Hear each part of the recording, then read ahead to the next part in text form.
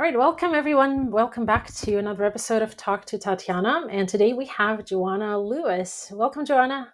Hi, Tatiana. It's good to have you on the show. Thank you. It's good to be here. I appreciate the invitation. Awesome. So, Juauna, why don't we get started and tell us a little bit about who you are, what you do, and kind of let's start with that. Okay, so I'm Juauna Lewis, and what I do is I am a life coach. I am a master certified life coach, and I help women who are basically done with the infertility medicine side.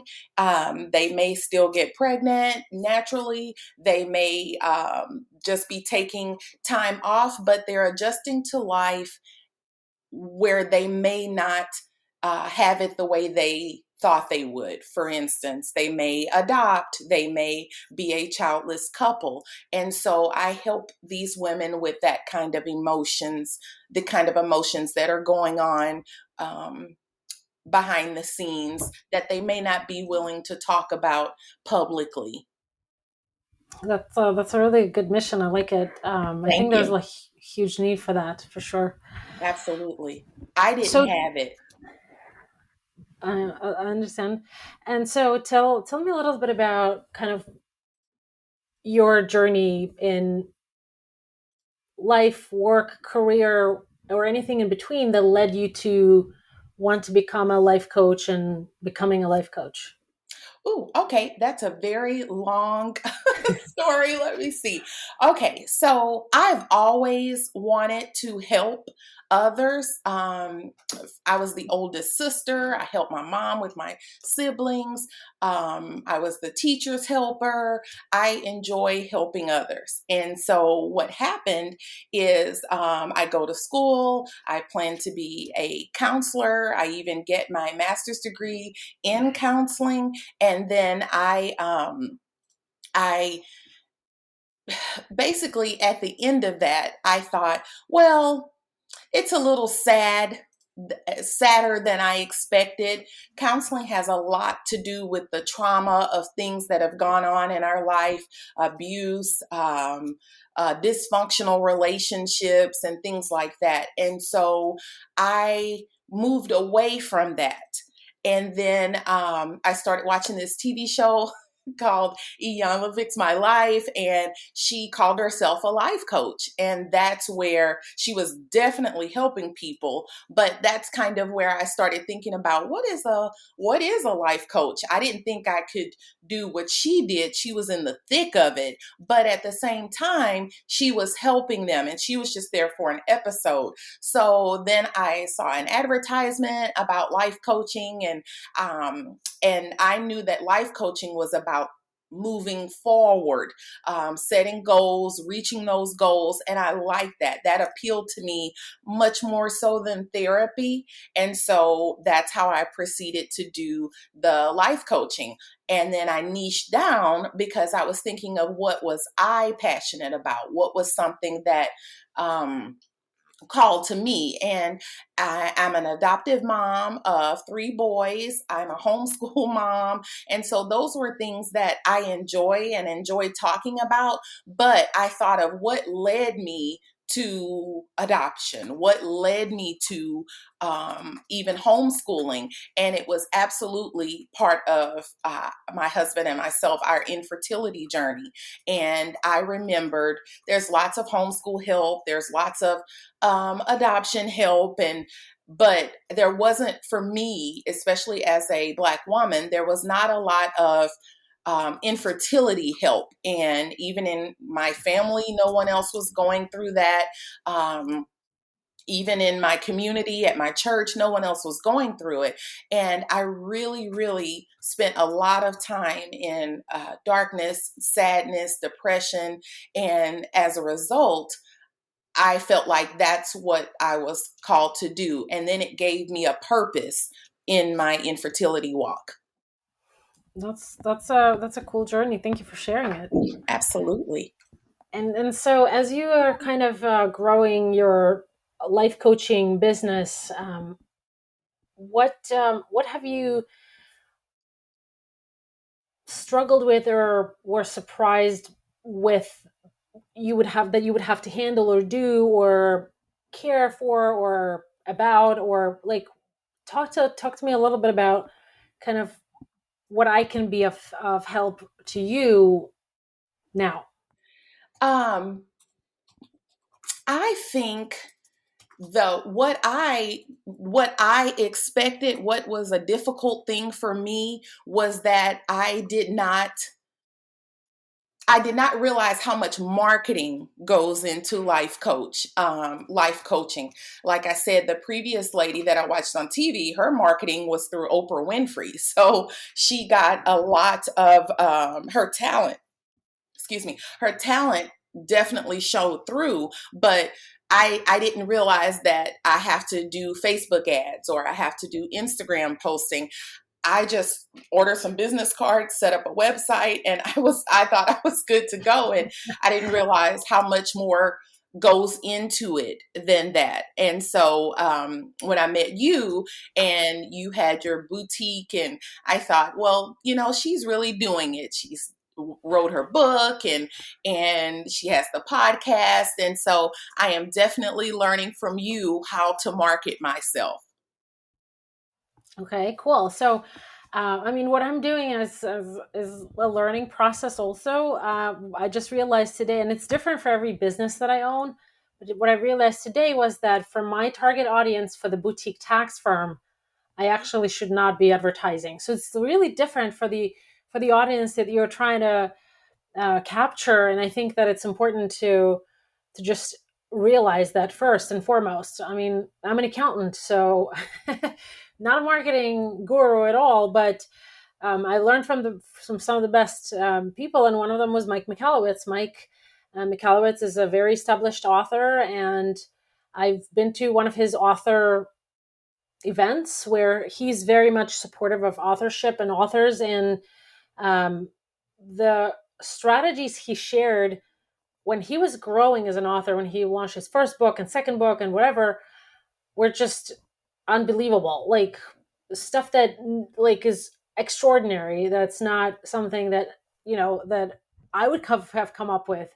I wouldn't have the balls to do that, and so and so it's really interesting. But then he also brainwashed me. I don't know about others in the event, at the event, brainwashed me into kind of saying this mantra to myself that I am an author, and Mm. that really pushed me to promote the book and to talk and to appear and to be visible and that kind of stuff. And so I think it's also important um, to pay attention to the teachers that you come across, and teachers can come in a variety of forms. And for me, certainly, instructors in college were some of those people, but also just random people like Mike that I came across randomly, absolutely coincidentally, and learned from him. So I think that it's also important to remember that. But in terms of starting or growing your business, when it comes to anything money, numbers, and taxes, are there any questions that you have, or anything that you would like to get guidance on or struggling with?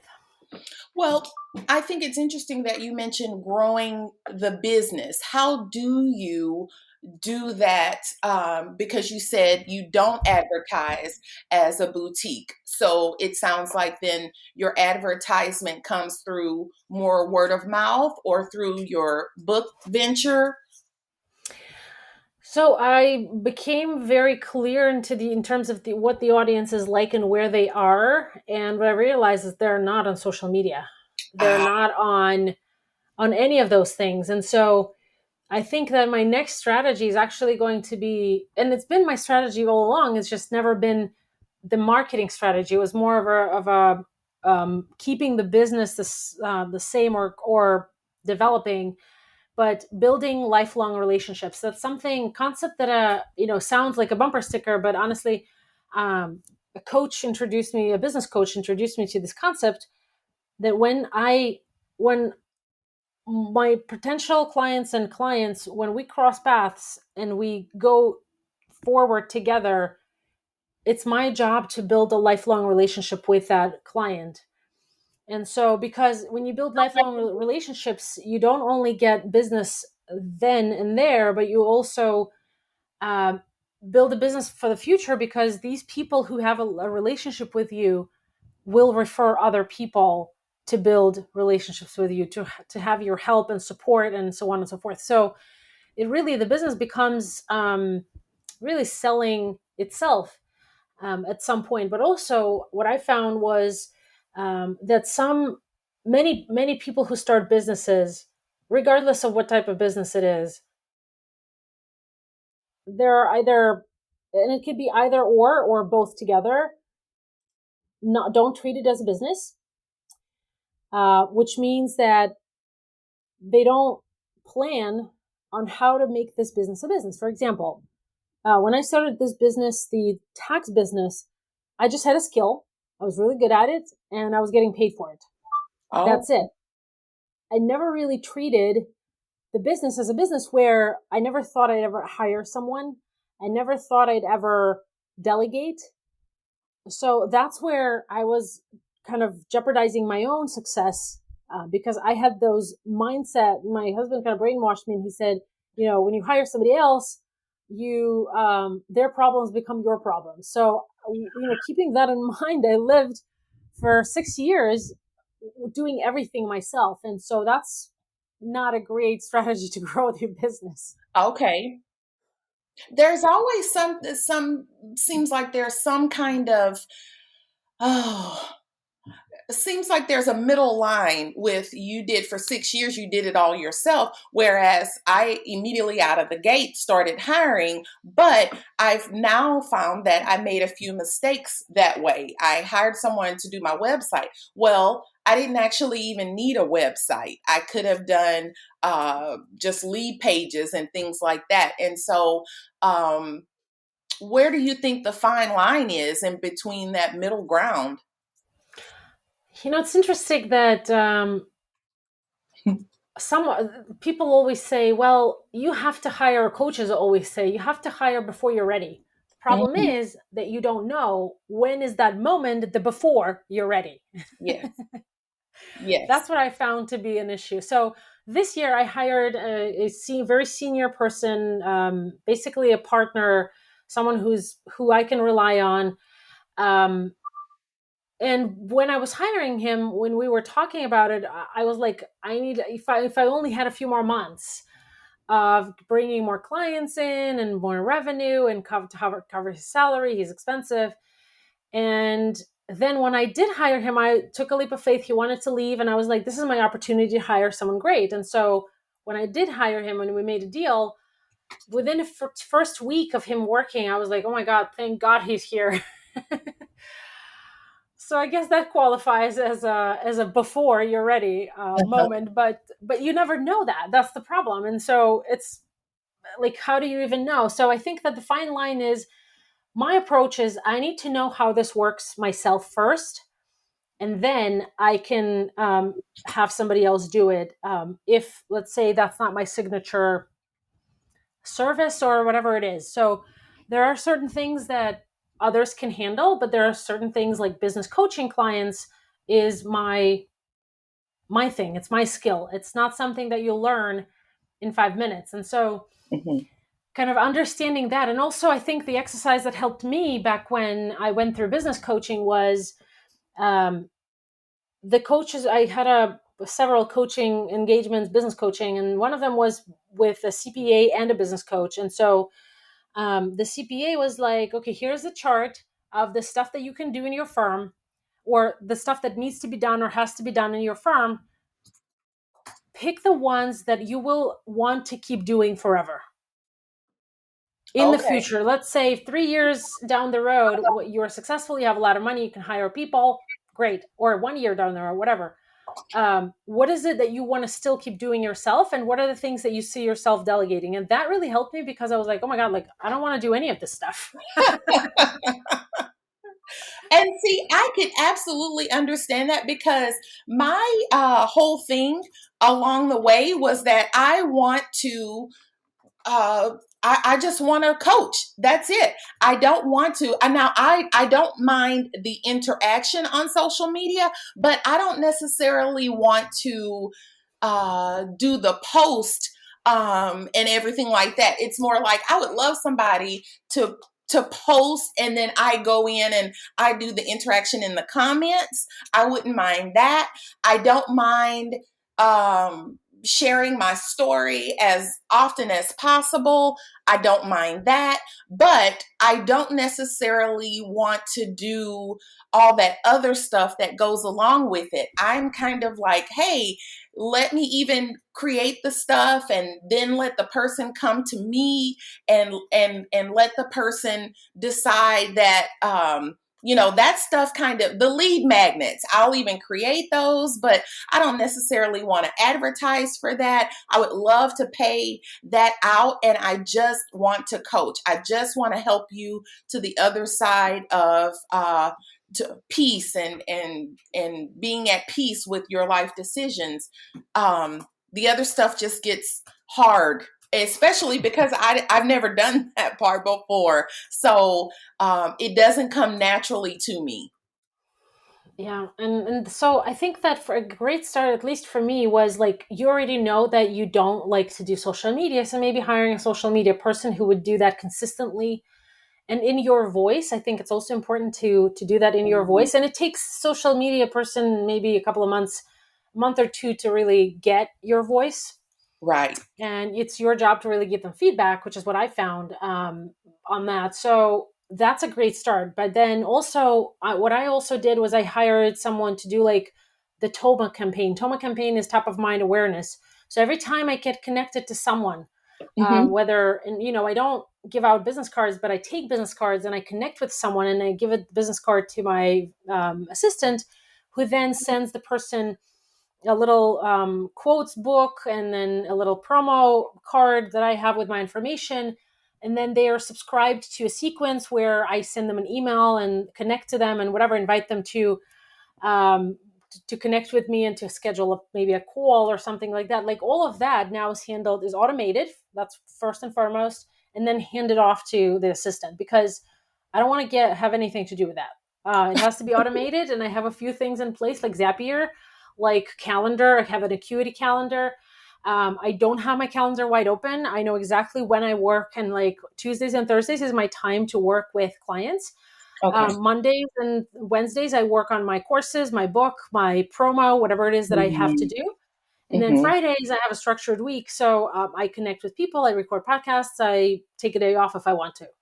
Okay. And so those are the things that you can set up. And I think that the important part in delegating and hiring others is so that the process is not manual. It's more or less automated. That's, I think, is the key. Okay.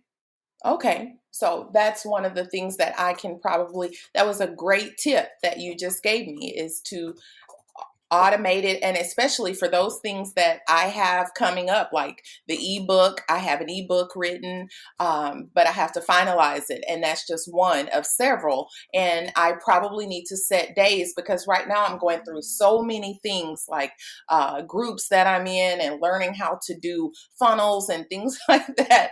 And maybe I just need to set a day aside where Monday is my funnel day or all things tech day, and then Tuesday and Thursday can be ebook, because those are things that can just kind of, after I'm done, they go off on their own. And then thank you, Tatiana. That's a great idea. I look forward to implementing that. Awesome. Awesome. All right, Joanna. So, what else can I be of assistance to you? Well, one of the things that also I am interested in doing is, how do you know when someone, like you mentioned, you hired that person? What do you look for when you're hiring for someone to be your voice, or to know how to work well with you? So, I target in my book and courses and coaching, I target moms Okay. because I can relate to a mom. I Mm-hmm. can relate to the fears, I can relate to the insecurities, to the change in mindset when you have to take care of somebody else. And so I target moms. And because of that, I wanted the social media person to be a mom. Okay. And and so she is. And it still takes, I mean, she's not you. So for me, it was important for her to get to know me, but also this particular person, she's a part of the something called the leverage to scale system, which was developed by someone I know very closely. And it's a system that trains VAs to repurpose content. So I want it to be efficient. I don't want to just pay someone thousands of dollars for social media management. I want them to be efficient. You know, we when we record a podcast like this, um, we she what she does is she analyzes it. She looks at she basically creates a blog post out of or an interview or a video that I do on YouTube, creates a blog post, a summary, and then pull quotes from the blog post or video that go into social media like Instagram or LinkedIn or Twitter or Facebook or whatever it is. And so they're all different. They're not necessarily the same across all platforms, but I appear on every platform every day, different times of the day, different platforms, but there is a post from me every day. So that was important. And then, you know, I would go the first month, I would be like, you know, the colors are a little too dark for me. The Let's say now she's posting, actually, we've been working together for a year, over a year. So now she's posting stuff like jokes, because I have a dirty sense of humor. That's just the reality of it. And so mom jokes, just jokes, just jokes in general. And so now she's doing that, which is really cool, because she was like, can you look over and approve or disapprove some of the posts that I prepared? And I look over and it's like, oh my God, like, ha ha ha. It's so funny, you know? Uh-huh. So it will take a little time. It will take a little get to know you. But I think that now, like, she can feel what I feel, because we're targeting moms, and she or is there already. Also, for me, it's like, for us, it's natural. She knows exactly how I feel, how we all feel about, like, our kids getting, you know, hurt or in trouble or anything in between. And so, you know, preparing lunches and stuff like that. So it's really you need to test, and you need to not be afraid to really tell the person, you know, let's tweak this a little bit, let's make this more me. And so the person will learn really quickly. And that's what I would love to have my social media manager also have gone through infertility. That's probably a little bit harder to find, just because, even in the sense that everyone's not public about that, but it's something that I could absolutely, maybe she hasn't gone through the medication side, but maybe she's gone through miscarriages or something like that. Something to have put her in the field to understand what it's like to Yeah, have lost babies, what it's yeah, like to be stuck with those needles, what it's like to have to change your mind around what what you expected in your family. That would just be really, really great. So maybe after this podcast, I can specifically, well, maybe not this year, maybe next year, I would like to specifically record little snippets and say, hey, is this you? Because that would just mean the world to me, to be able to hire out social media and for her to already know kind of what we need to discuss on the social media page, from what motivates her, what makes her laugh, what makes her want to in the participate when she's scrolling through the feed. And some things I have hired out for, just because I got so much feedback on the Instagram page, and that some people didn't even know what I was doing or what advertising for. Was I travel? Was I motivation, women's rights, all that kind of stuff? And I, excuse me, I'm actually getting over bronchitis. I was hoping that didn't happen. no So, worries. but one of the things that I would like to have is people to be able to come to my page and feel a sense of comfort and welcome, and they're understood and they're heard and they're seen, and they're valuable, whatever it is that they're going through. And so I went ahead and hired out for that.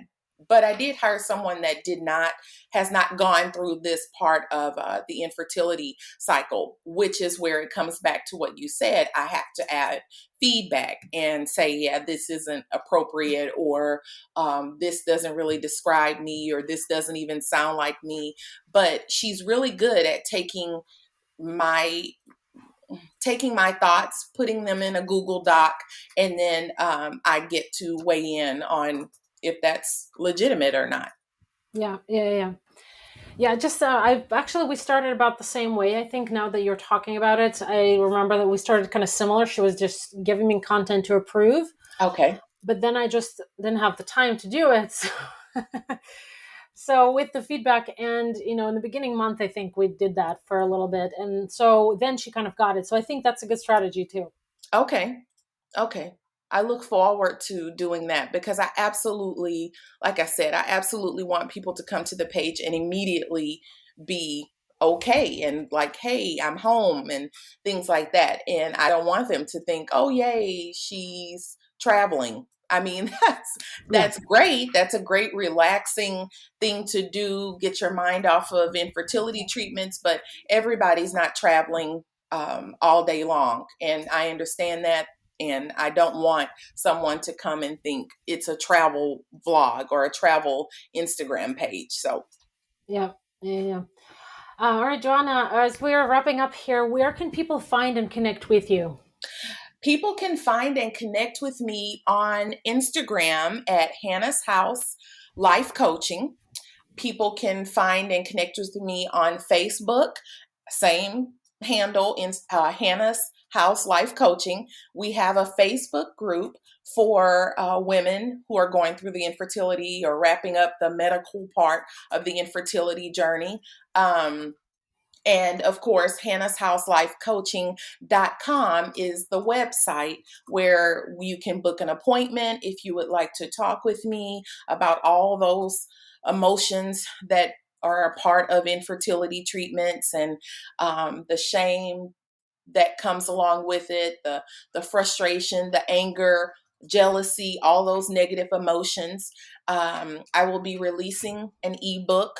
Right now, we have a journal. It's a 7-day journal. It's free, and to walk you through just a week of kind of refocusing, because getting to the other side of infertility definitely requires a radical mind shift. We can't focus on it solely. There was a gentleman who I deeply admire, very intelligent man, young man, maybe in his 30s, has been diagnosed with ALS. His name is Matt Bassford. And Matt has posted on social media that one of the things that he learned through this process is facing a terminal illness, especially at such a young age, is that he doesn't focus on what's going on with him because that makes him more anxious and makes him sad. What he does is he focuses on others. And so I wanted to incorporate that into a journal where we focus on something other than the infertility. And the ebook focuses on something other than infertility, other things that are going on, getting your mind on a walk through the park, or your neighbor who might need a meal and things like that. So I'm hoping it's uplifting. I plan for it to be uplifting and helping other people on this journey. Awesome. Thanks so much. Thanks so much for the work that you do. And thanks so much for being a great guest on the show. Thank you, Tatiana. This is my first podcast, and this was super relaxing. So I appreciate that. All right. Thank you. Okay.